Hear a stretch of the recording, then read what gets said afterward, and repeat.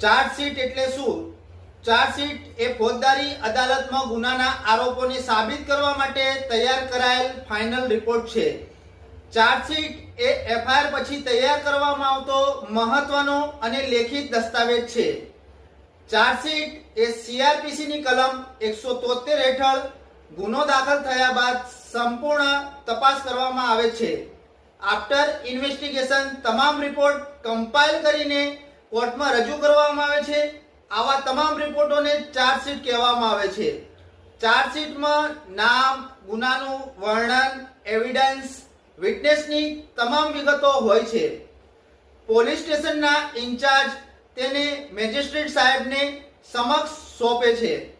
Police 90 દિવસમાં chargesheet તૈયાર કરી અને તેને નામદાર કોર્ટમાં રજૂ કરે છે.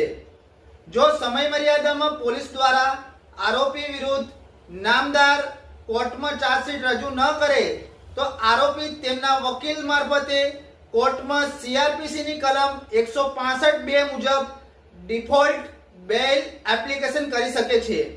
આમ નામદાર કોર્ટ દ્વારા બેલ મંજૂર કરવામાં આવે છે, એટલે કે તેને જામીન ઉપર મુક્ત કરવામાં આવે છે.